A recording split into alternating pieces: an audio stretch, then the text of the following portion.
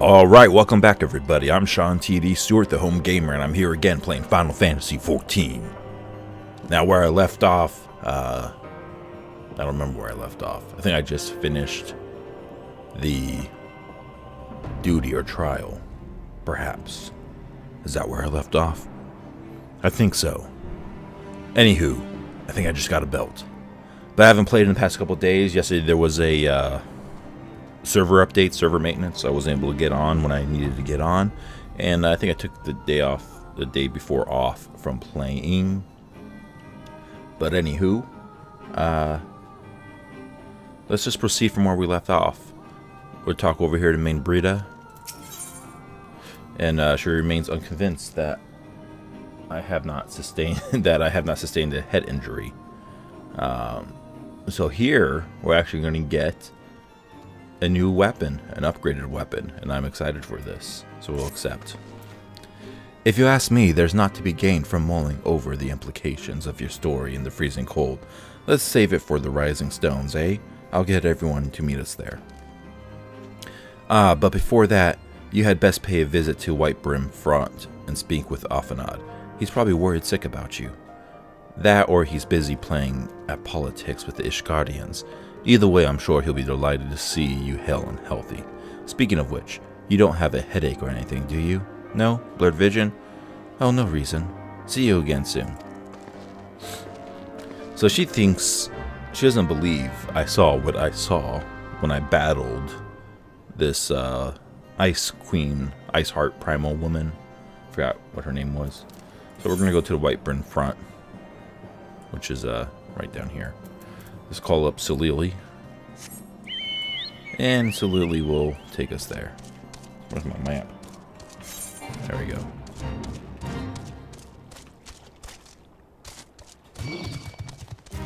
Don't target me, you thing.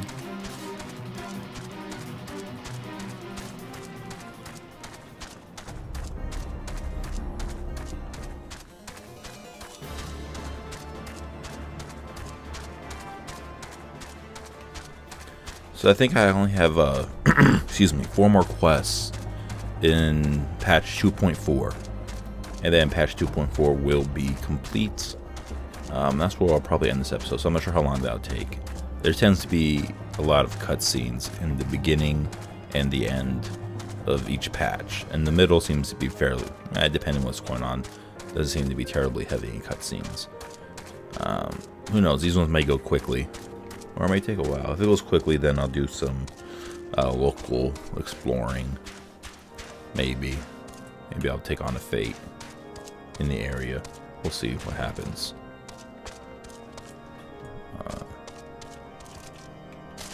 Go up these stairs.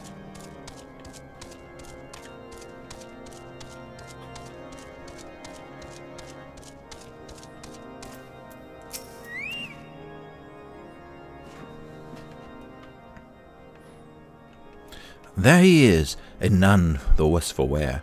Was there ever any doubt that the warrior of light would succeed? I think I speak for us all when I say I should like nothing more than to hear the stirring tale of your victory, if you would be so kind. Y'all not gonna believe me either. Then we were too late to prevent the summoning? But not too late to prevent further loss of life, an outcome worthy of celebration. And for one we have Sean to thank.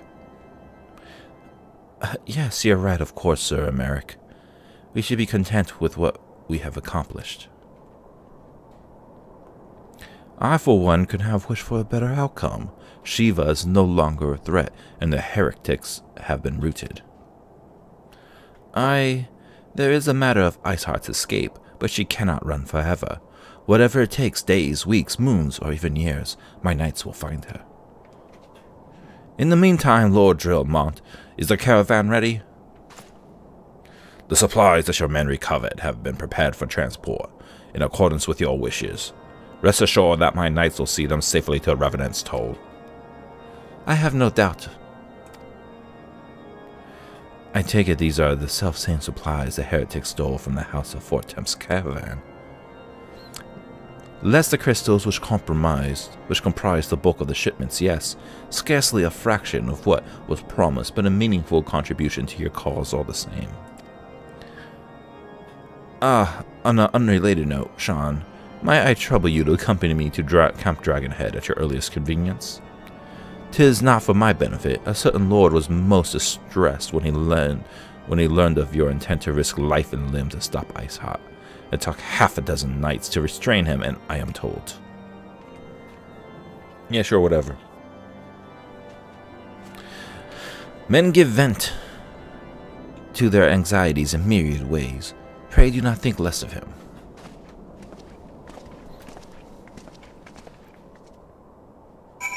Alright, so I did that. Let's go ahead and go to Dragonhead. We'll teleport there.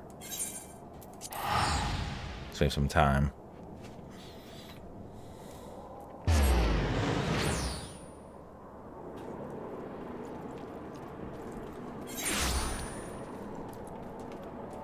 So we're here at Dragonhead.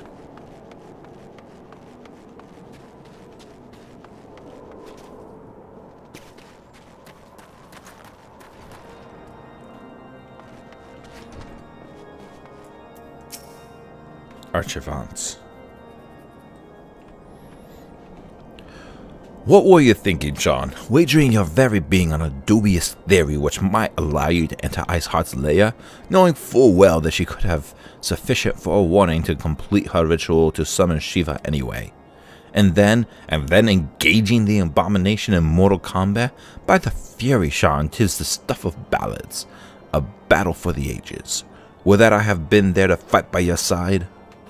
Yet I was here, forced to wait, condemned to wonder at the fate of a dear friend for a venerable eternity. I would not wish such torture on my most hated enemy. But you are here now, and that is what truly matters. Let us move on.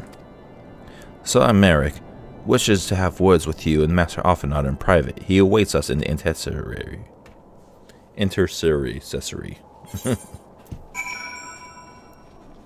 So I spoke to Archivant. Let's go to... Where is he? He's over here? He's zoom in. Zoom in. There we go.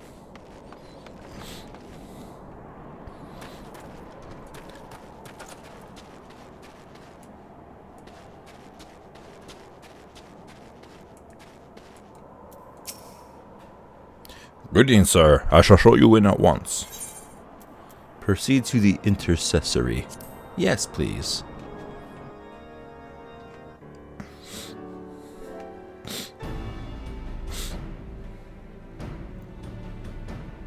On behalf of the Holy See of Ishgard, allow me to express my deepest thanks. Never before have we been required to contend with a primal. Indeed, there were fears in some quarters that our knights might not be equal to the task. From what we have now learned of these beings, I can say with certainty that we would have lost a great many men had the Scions not intervened. Then the argument for preemptive action should be self-evident. Perchance now you will reconsider my proposal that Ishgard move against Natalan. Ere we first met, a similar proposal was tabled, but the Holy See decreed that we were to observe, and that military action should be taken only in self-defense. All things considered, it was not an unreasonable decision. Since the calamity, 2 vigils have fallen to the Horde, while Garuda has never shown any inclination to storm the gates of judgment. Which is why this unprecedented crisis and its resolution may prompt a change in policy. You who have faced these primals know well the threat they pose. Ishgard did not. Not until now. And there is naught like a brush with death to change a man's outlook. At the very least, this should silence any lingering objections to our arrangement with Revenant's Toll. The Holy See may even feel moved to grant us its formal endorsement.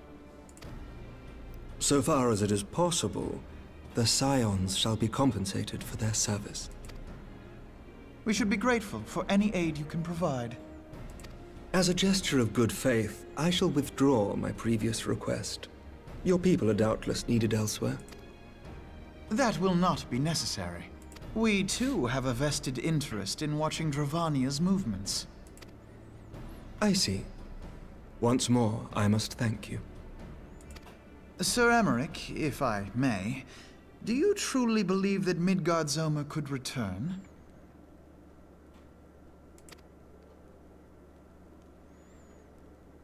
The heavens are a window unto truth, but those who interpret their movements are not infallible.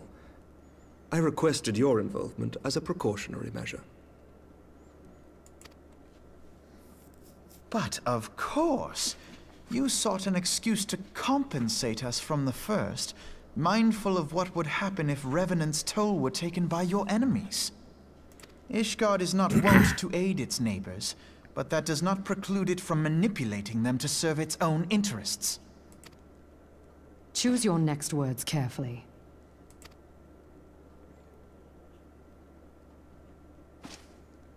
Do you know what sort of man becomes Lord Commander of the Temple Knights?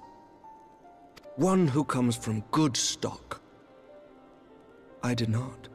Yet here I am now. Why do you suppose that is?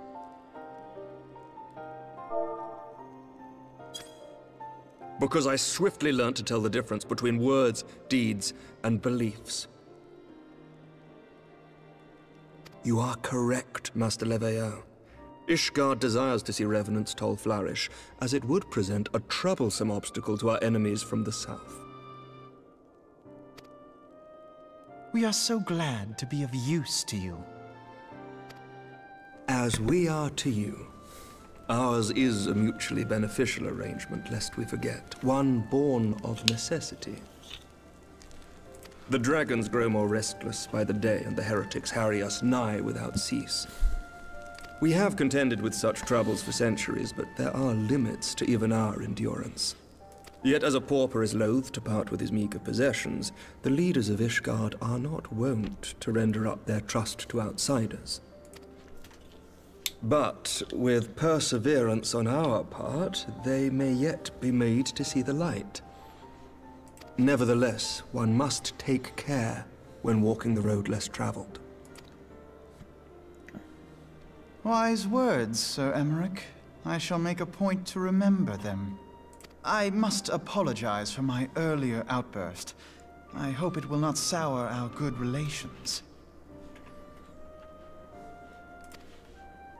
Not at all. You but spoke from the heart. I trust you understand that at times my duties may prevent me from meeting with you. On such occasions, my second-in-command will speak for me. Lucia, at your service. Pray excuse our reticence. We are but wary of speaking too freely, lest our sentiments be made known to our enemies. Know that the Lord Commander and I are of one mind. For the sake of Ishgard, and of Eorzea at large, I pray our peoples can put aside their differences. Those who dwell in the past risk losing sight of their future. Well said. Should aught befall one of our shipments, pray inform Lucia immediately. You may also relay to her any words you might have for me alone. Not being of Ishgardian birth, she owes no allegiance to any noble house, making her as near to incorruptible as one can find in my homeland. Suffice it to say, I trust her completely, and so may you. Which reminds me, Lord Orchefant, if you would be so kind. Horchefant. That's how you say his name. Finally, somebody said his name. Horchefant. Certainly.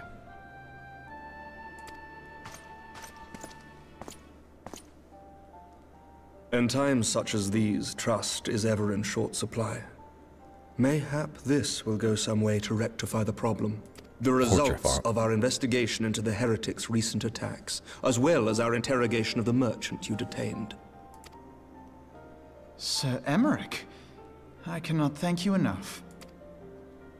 Think nothing of it. Ishgard may be many things, but it is no friend to Garlemald. Did I not tell you to have faith, my friend?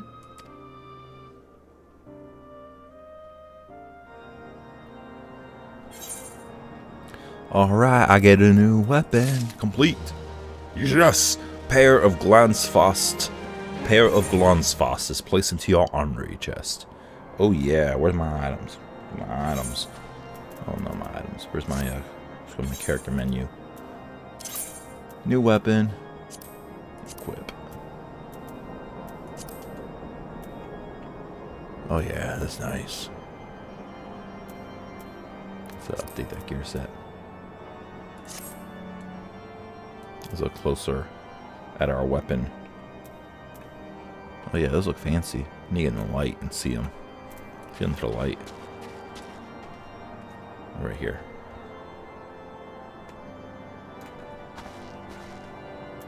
Can't really see. Look pretty good. Just change stance. Ooh, are they glowing, man? Look at that joint. That's fantastic. Look at them weapons. Woo! Don't mess with me. Got some new weapons. We're gonna try those out. For one, with reason to celebrate, Afanad looks rather grim. It would seem we have much to discuss with our friends at the Rising Stones. If what you say is true, Iceheart's method of summoning Shiva defies all precedent. It necessitates a complete reappraisal of the primal threat and of our approach to combating it. Moreover, there are grave ramifications if word of this incident reaches Imperial ears. The Garlean Empire believes that primals are an insufferable menace, that their mere existence is a threat to this very star. As such, they did deem any action taken against the beast tribes to be justified by default. A threat to this very star? Are we on a star? Imagine then if it became known that it was not only the beast tribes of Eorzea that could summon primals, but her civilized peoples as well. Any lingering objections to the Azorian campaign would vanish overnight. Where before we had to contend with a single Imperial Legion, we could well find ourselves facing the combined might of our Garlemad. But I speak unadvisedly. Come, Sean, it is better that we continue this conversation in Mordona. Bet. Let's go to Mordona. Let's go back to the Rising Stones.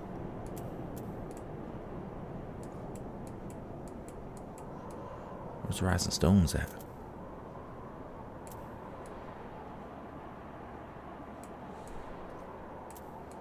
Zoom out a little. There we go. Let's go to Revenant's Toll. So I think we're 3 more quests away from finishing the patch. Just pull that up. Pull up my tracker. My Final Fantasy wiki for reference. And let's see here. Yes, 1, 2, 3. 3 more left. So we just go into the Rising Stones.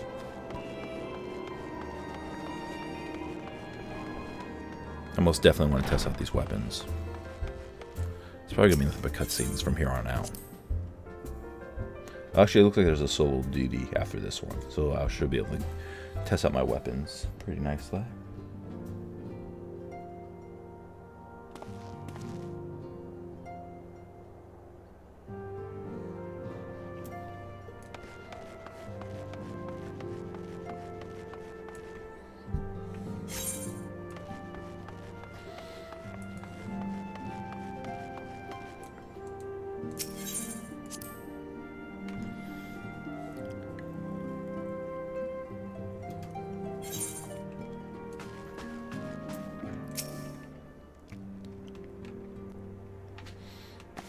Words cannot well express how glad I am to see you return to us hale and whole.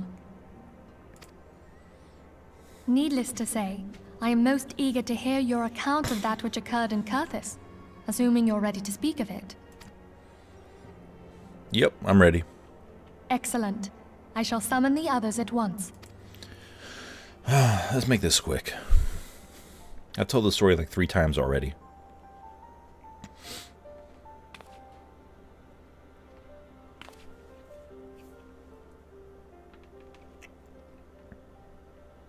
Iceheart used her own body as a vessel for a primal soul? Master Louisoix's writings make no mention of such a possibility. Can we be certain this entity was a primal? As certain as we can be that good King Mogglmog XII was a primal, I should think. Both were ostensibly summoned. Let's not quibble over definitions. Of more concern is the implication that Iceheart retained her will, even after she was possessed. We are talking about a mortal, wielding the power of a primal. That's what's up. That's what I want to do. It can't possibly be that easy, can it? There must be some sort of sacrifice required. Or maybe she's just special? Perhaps. What qualities this woman possesseth, I know not.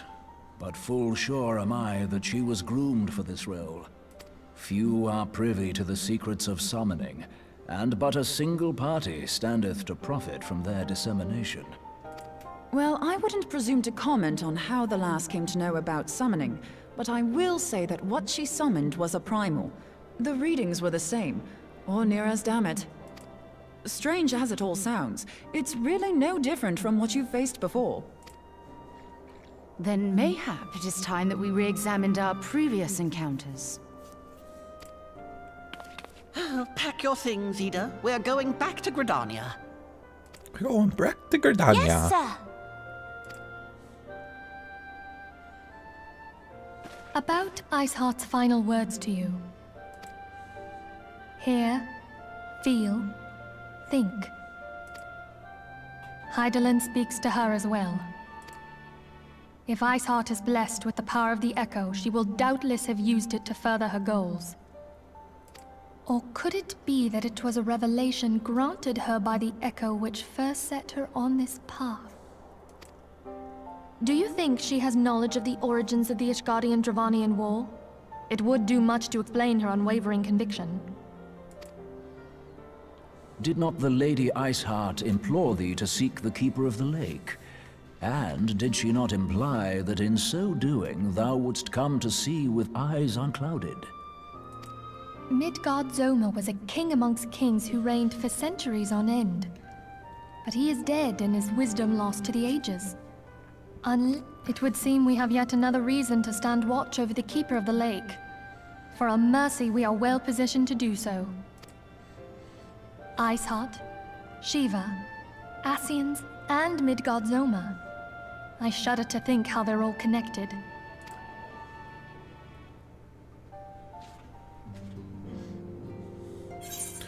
Alright, let's get the gold complete. Talk to her again. Menphilia would discuss how best to proceed in light of recent developments. I mean to scour the annals for knowledge of Midgard-Zomer. Given his great age, I dare say he appeared in more than a few. Do you hear that? The commotion outside. Would you see if aught is amiss? Alright, commotion. Let's go see if aught is amiss.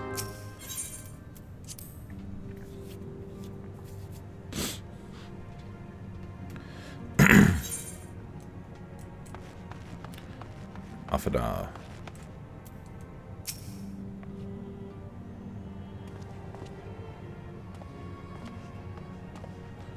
Sean, 'tis well that you're on hand. We have a problem. Roaille has escaped. It happened shortly after the immortal flames took her into custody. She had been placed in a dungeon cell ahead of her coming trial, but apparently the accommodations was not to her liking. The turnkey was found slain along 2 guards. 'Tis plain she received inside help. Citizens report seeing Roaille quitting the city via the Gate of Nod with a bloody spear in her hand. She makes for Castor Meridianum, I am certain of it. With her fate in Eorzea's good as sealed, what recourse has she left but flee to her imperial masters? Even as we speak, Captain Ilbert and the First are hot upon Roaille's heels. Pray make haste to Camp Blue Frog to join the hunt. Blue Fog or Blue Frog? I think it's Blue Fog. Alright.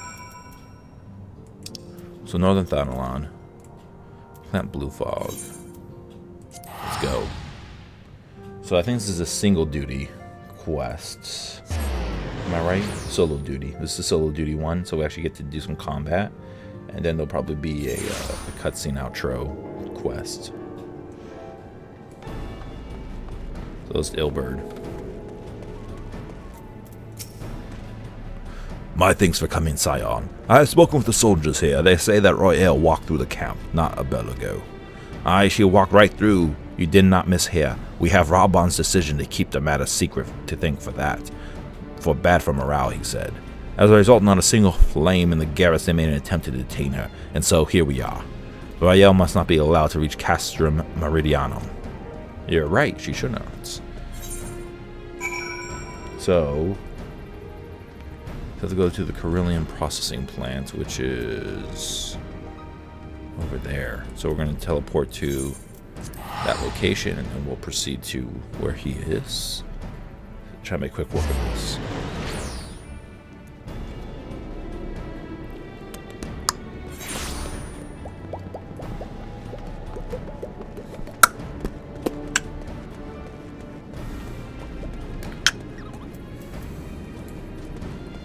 Oops. Let's get up there first.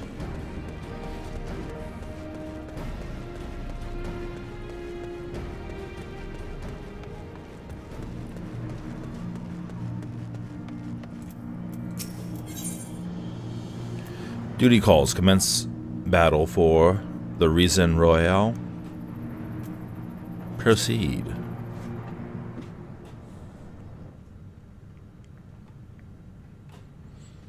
Ready for battle. Alright. This wretch was with Royale. He threw himself at us that his mistress might escape. She didn't blink when we cut him down, not even when he started screaming. No loyalty, not even to her own. The goddamn heartbeat. With me, Scion, we almost have her.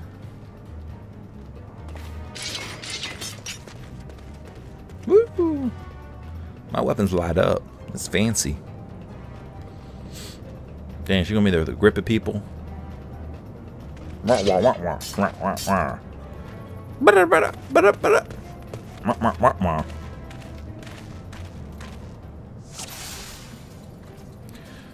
what am I supposed to do here? I'm supposed to, let's increase this. Let's go after the Centurion first.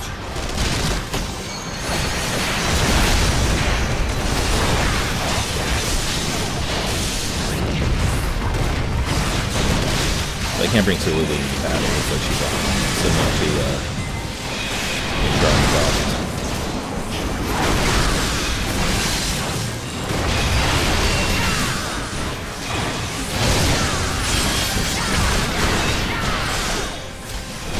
Yep, it's done.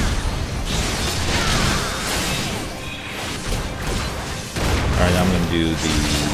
Oh, that's done. That one's done. Let's do,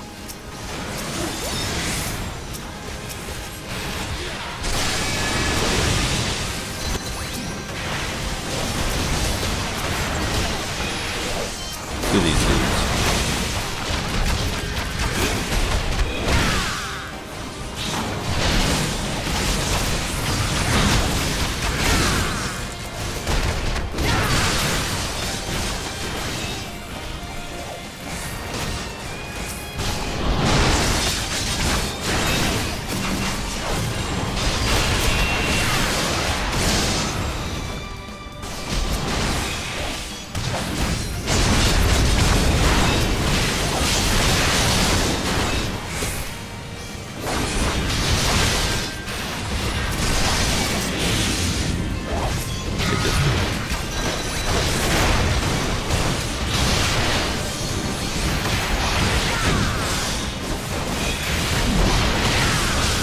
Okay, I can't kill the Colossus.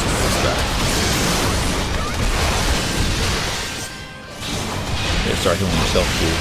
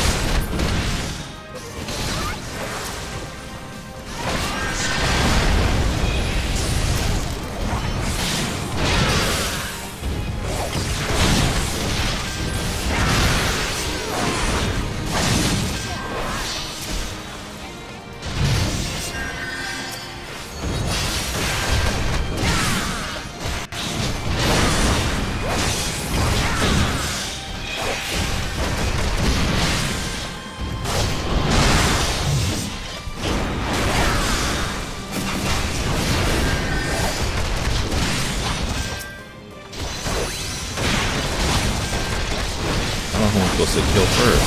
Ilbert's gonna die. Great, no bad guy showed up. I need the bosses to be taken down quick.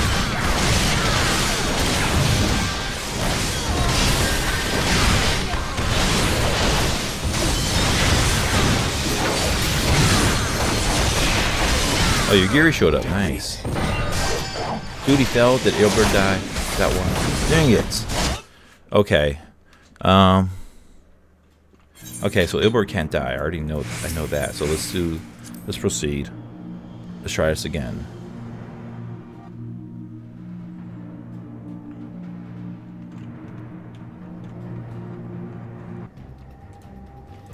Okay, skip the cutscene, yes. Alright, let's go after this guy first.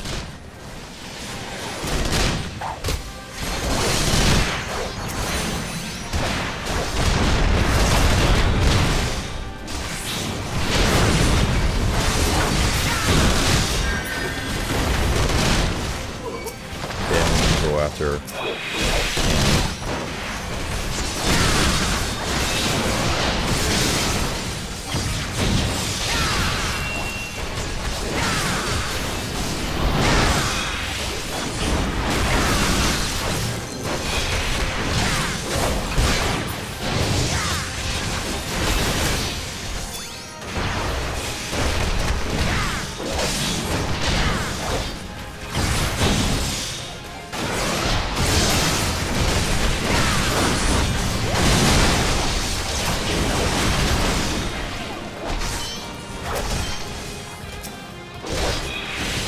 Death Claw.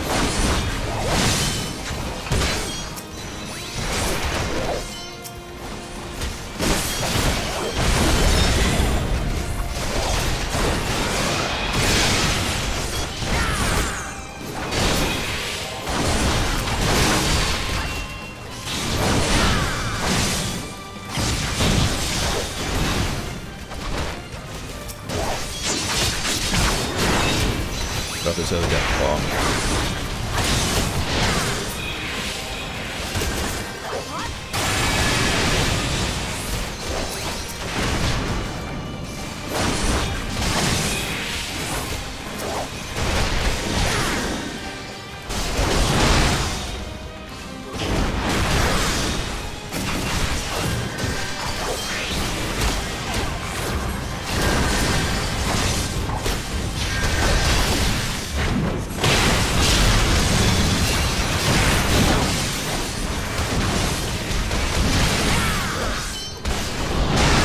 Got the Aquilifier.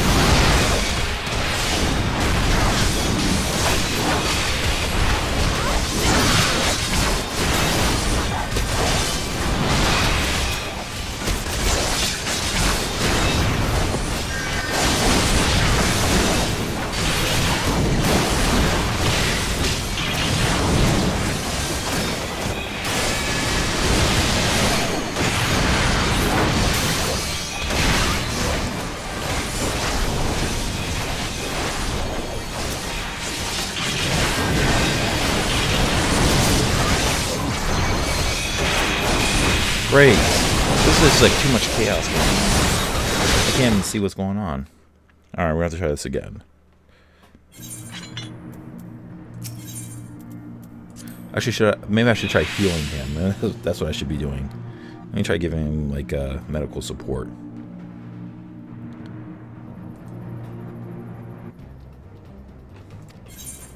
Alright, let's try this again. So we're gonna proceed the same. Well, after we kill that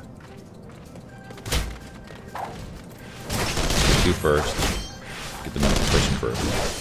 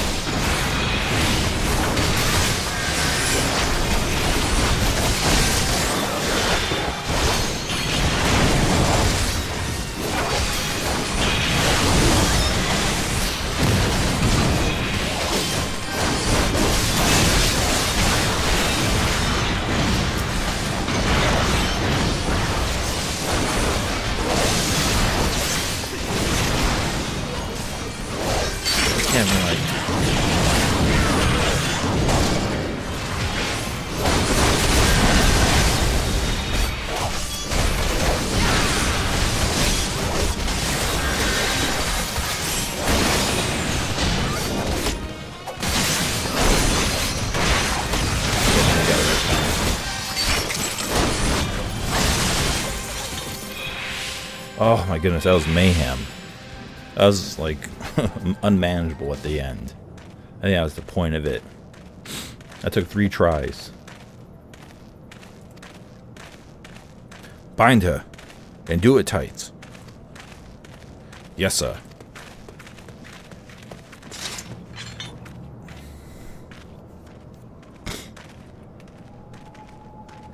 Good work, men.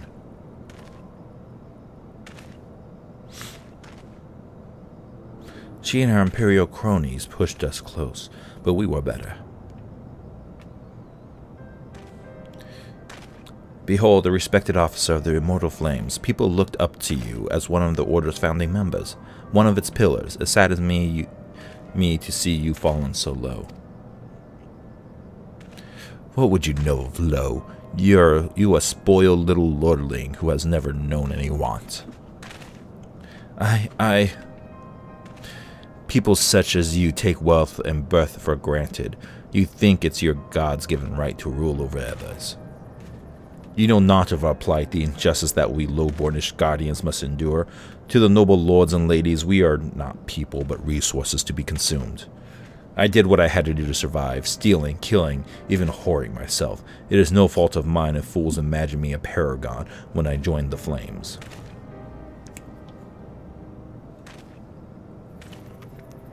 To hear you tell it, one would think you the only person ever to have suffered. In case you have forgotten, Raban himself was born into poverty, as was I. We have lived hand to mouth, with little more than the shirts on our back. Hunger was our constant companion. Yet never did we bemoan our lot in life, nor did we begrudge others their fortune. We accepted the hand that we had been dealt, and played it to the best of our ability. Life was a battle, but no matter what fate threw at us, we took it on the chin, and came back for more. Everything we have, we fought for. How are we any different then? 'Tis true, we are both mercenaries of lowly birth. And 'tis true we both had our fair share of struggles. But whereas I sold my sword, you, Marshal, you sold your comrades. If light has taught me anything, is that you never betray your own. I would sooner cut off my own arm than raise a hand against a friend. But enough talk, you will return to Udal to face justice, and the people who trust you have dragged through you have dragged through the gutter. Boom.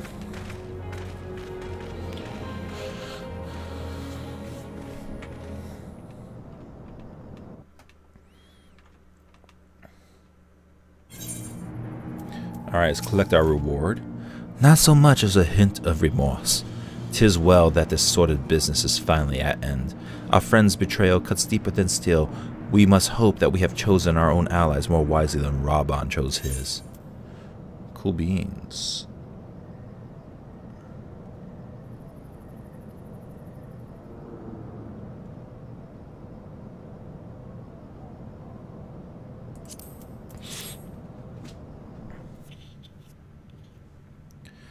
Cutscene. I have heard. Truly bothersome business. No, I do not foresee a problem on that front. The main concern is Roban. There is no telling what the brute might do. Have the blades watch him in the flames day and night. You may leave the Sultana to me. I shall personally attend her grace.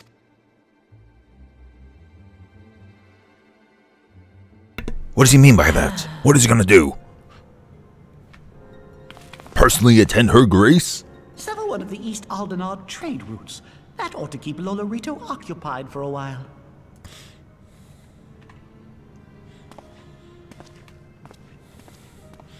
Anybody with a mustache like that must be bad. For my sake, pray be a good little Sultana to the last.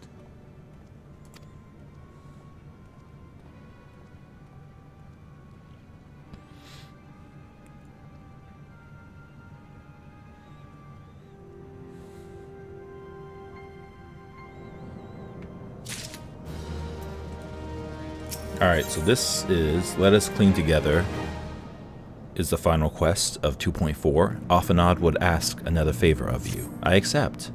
Captain Ilbert and I have a few questions for the Flame Marshal regarding the circumstances of her miraculous escape. When we have completed our interrogation, we shall take our findings directly to General Raban, and that shall be the end of it. Your work here is done, my friend. My thanks. But I have one last task for you. Return to the Rising Stones and apprise Menphilia of all that has happened. I am aware that the antecedent held Roaille in high regard. For better or worse, she will want to know how this tale ends. Sure. Gotcha. Gotcha. Gotcha. Let's proceed to the Rising Stones. Now tell me, what happened here at the battlefield at Blue Fog, north of Blue Flag, at the Carillion processing plant. Yes. Yes. Alright. That's enough.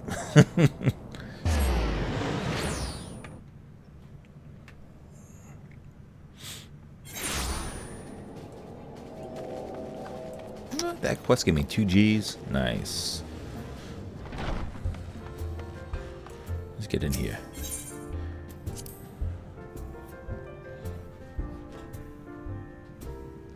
What? This one pays 5 Gs? That's what's up.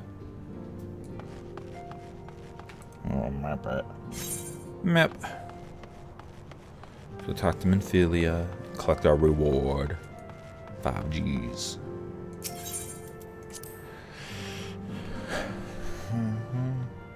What's the name of that solo duty?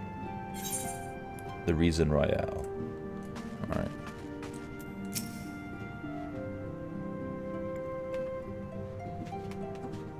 Welcome back, my friend. I have already received word from Alphino. To think that Flame Marshal Roaille was the Garlean agent. Roaille. I know not what to say. Roaille. Together with Robon, Eline lent us much needed aid at the time of our order's founding. She was particularly passionate about the need to tackle the primal threat. When we discussed the subject, her eyes fairly shone with determination. Whatever else she may have been, I choose to believe that it was her true self with whom I spoke then. But now is not the time to dwell on such matters. I have an important announcement to make regarding our effort to defeat the Ascians. We shall begin as soon as everyone is assembled. Hope this is not a long cutscene. Oh, it might be. My thanks for coming, friends. Moonbreeder, the floor is yours. Minbreeder? By now, I'm sure you're all familiar with white auracite, the miraculous material that'll allow us to capture Ascian souls. Back at Snowcloak, we verified its ability to absorb vast amounts of ether. Alas, it leaves something to be desired in the area of stability. The stone can only store ether for a short while before expelling its contents. In addition to auracite's inherent limitations, we must needs be wary of our enemy's strength. Our foe draweth upon an infinite wellspring of power. Even should we succeed in entrapping him, the stone will not long contain his wrath. Meaning that, if we want to kill the swine, we'll have to be quick about it. 'Tis our belief that an Ascian soul may be permanently undone, if smitten by a sufficiently concentrated burst of pure ether. The only trouble is, we can't say for sure how concentrated the burst needs to be. Without knowing how much ether an Ascian soul is composed of, we're basically guessing. Our sole clue lieth in thy struggle with La Hebrea.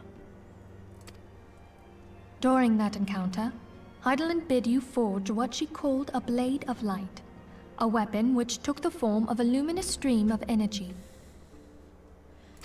Based on your description, we believe the blade with which you vanquished your foe was composed of ether. Admittedly, your victory proved ephemeral, as La Hebrea was able to use a crystal of darkness to flee into the space that lies between our world and the void. The fact remains, however, that Heidelin placed the means to destroy the Ascians in your hands. Be that as it may, it would be unwise to assume that she will do the same when we next encounter such a foe. Quite so, my lady. We must needs find the means to forge our own blade of ether. One to equal that which Heidelin did benevolently bestow upon her champion. That is all well and good, but it seems to me that producing such a blade will require a prodigious quantity of ether. Whence will it come, pray tell? Oh, what if we had 2 pieces of white auracite? One to trap the Ascian, and the other to store the ether for the blade.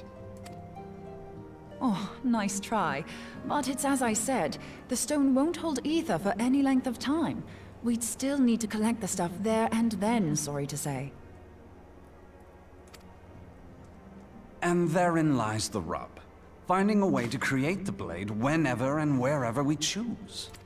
It would seem more research is in order.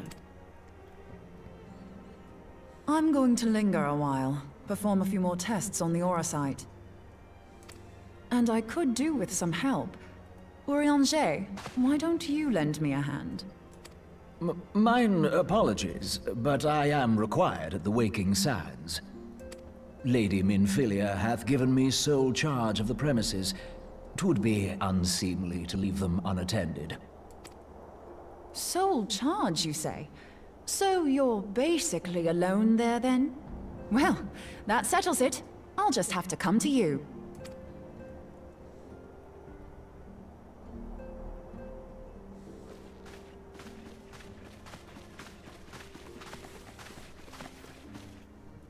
While you were afield, Word arrived from the Sharlayan motherland. You will recall that a survey party was dispatched to investigate the incident of the Isle of Val. What they discovered was troubling, to say the least. According to the report, the Isle has been erased from existence. 'Twas as if a hole had been torn in the very fabric of reality. Aye, yet the mystery endeth not with the Isle's disappearance. It hath come to light that a number of scholars in various other locales were reported missing at a similar juncture.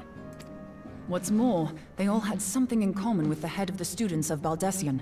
Every last one of them was researching a phenomenon called dimensional compression, or the rejoining as the ancient texts call it. I'll be damned if that's a coincidence. All indications suggest Ascian involvement, but I sense that a force greater still is at work. The entity the Dark Beings call the One True God. We must pray that my dear friend Kryl regains consciousness soon. If she bore witness to the Isle of Val's final moments, she may be able to shed some light on this mystery.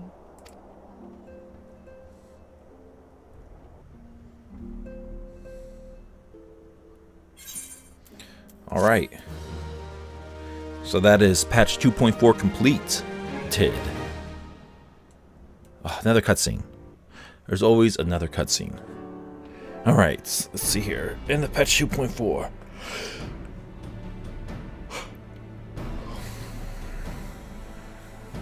Following the calamity, the forces of the 14th Imperial Legion entrenched themselves in strategic locations across Eorzea. So swiftly did they accomplish this, it was suspected that they had received help. To think that it came from Huayu, my right hand. Huayu? There is more. We have reason to believe that Huayu didn't deal exclusively with the 14th. She also answered to a higher authority in Garlemald. But this higher authority could not have been the Emperor.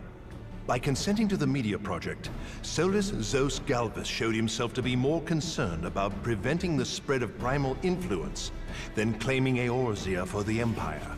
He would happily have seen the lot reduced to ash. We believe a number of high-ranking figures within the royal household were against the decision, but that they knew better than to oppose the Emperor openly. Of course, this didn't prevent them from making clandestine provisions, in which Huayu played a part. Alas, these provisions did not prevent Dalamud from falling, and the ensuing chaos changed the face of the realm forever.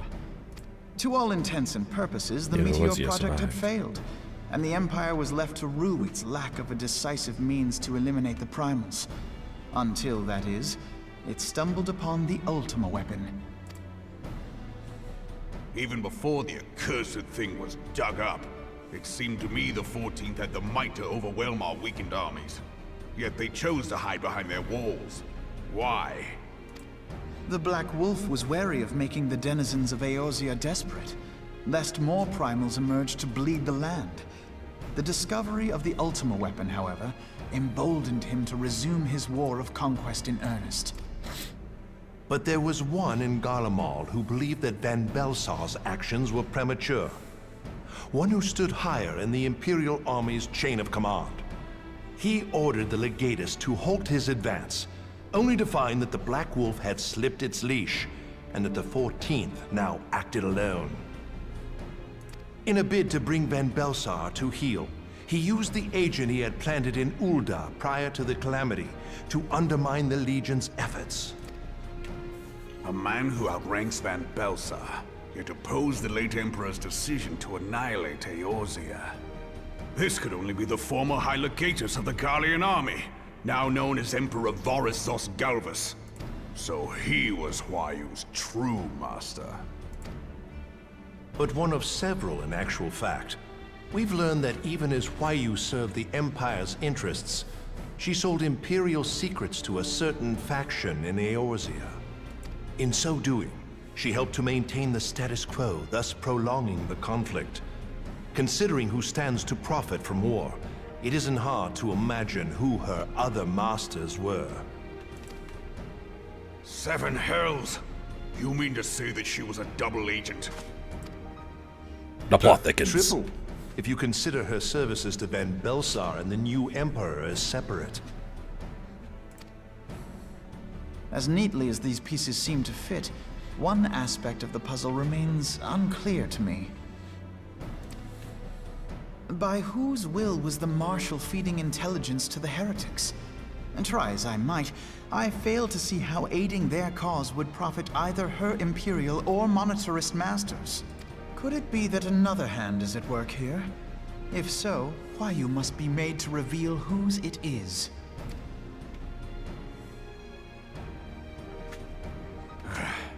Not only have I lost a trusted friend, now I must interrogate her as a stranger. Not a pleasant task, I grant you, but a necessary one. Unless we weed out the ivy, root, stalk, and stem, it will simply grow back. True. I know that full well. Those closest to Huayu have already been detained, and I will question them alongside her. General, pray keep in mind that there may be unwitting abettors among them. Yeah. All will be treated fairly. On that you have my word. Those who are innocent have no cause to fear. You have ever been a friend of truth, General. I hope the unpleasant task of weeding out falsehood will not detain you too long. Though it be for the sake of Eorzea, doubting one's comrades is poison to the soul. And with that, I take my leave. True that. Let's bounce.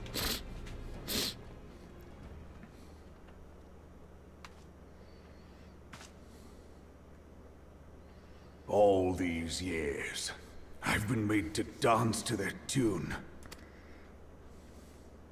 How could you, Huayu? How could you side with them? Those cankers who take from this land and give naught in return, who use their power to disempower and grow fat while the people starve. Hey, he's pissed. I know you can hear me, monetarist scum! Your crimes will not go unpunished! One day I will purge this land of your sickness! Before the eyes of the 12, I swear it!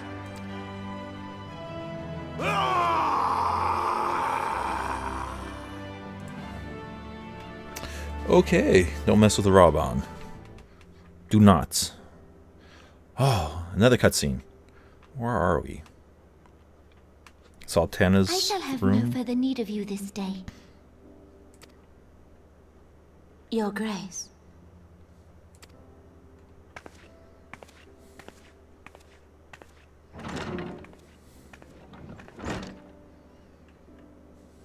I fear that not even mine own chambers shall remain private for long. Has the situation grown so grim?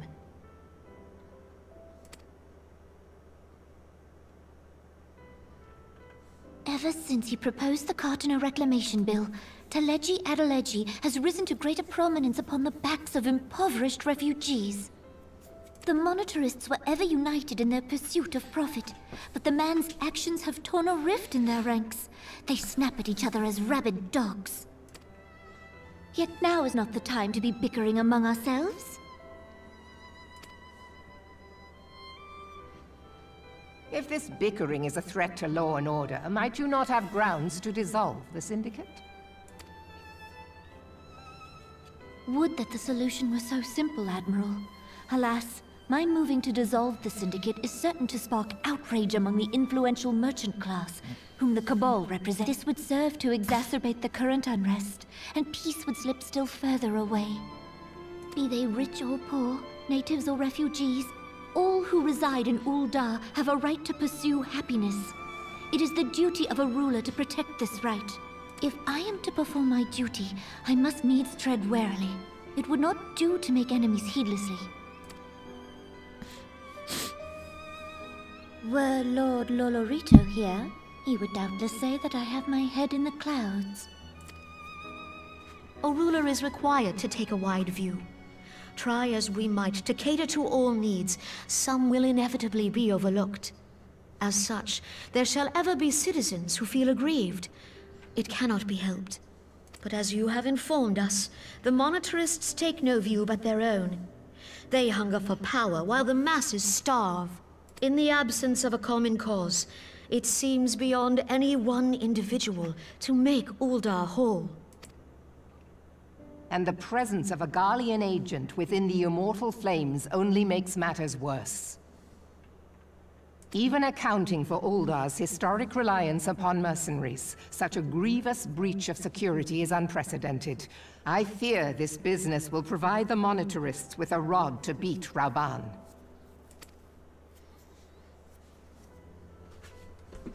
Eorzea can ill afford for the Immortal Flames to be dampened now. Ere long, the Garleans will turn their ravenous gaze toward our lands once more. If we are to resist their might, our nations must stand together. Yet for this to happen, our nations must be whole. Cannot be done to improve the situation in Uldar. The true wealth of Uldar lies in the health, happiness, and hopes of her citizens. Alas, the citizens shall never know these things, so long as their lives are ruled by the ambitions of the few. The Monetarists claim to represent the best interests of the people, but in sooth they desire only to manipulate them for their own selfish ends. For the government to serve the people, it must be formed of the people. For Uldar to move forward, it is not only the Syndicate that must be dissolved. Nay, you jest. My friends, it was for no other reason than to make known to you mine intent that I requested your presence here. She's advocating the throne. When I make my declaration to the people, chaos shall inevitably ensue. As the last monarch in the line of Ul, I make unto you this request. Help Rauban to preserve order and protect the people. Forsake them, and you forsake yourselves. For a strong Eorzea will ever have need of a strong Uldar.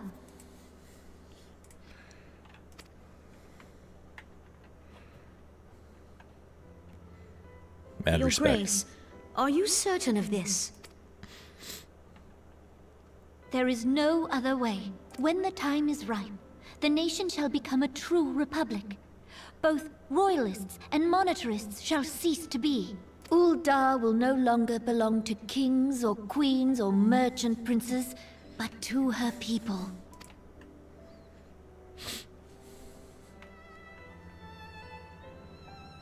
Good idea.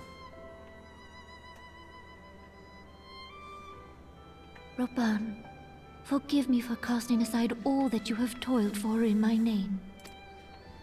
Beyond this gesture, I am powerless to help my subjects.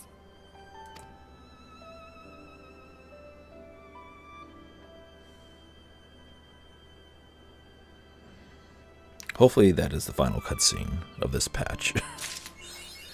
Yes, it is. Whoa, I can't take this quest?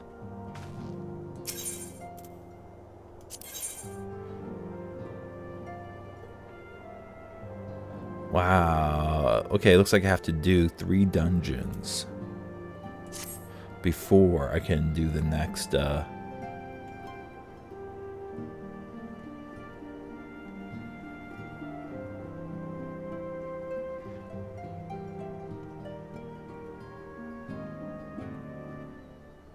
I have to do those 3 dungeons in the quest chain. That's patch 2.5, beginning of patch 2.5. So the next 3 episodes are going to make for interesting episodes because they're all going to be dungeons. Each one going to be a dungeon. That's going to be nice. All right, this is awesome. This is a great place to stop. That's the end of patch 2.4. Thank you very much for watching. Let me get a good position here next to Minfilia. There we go. Pose. Nice. Strike a pose.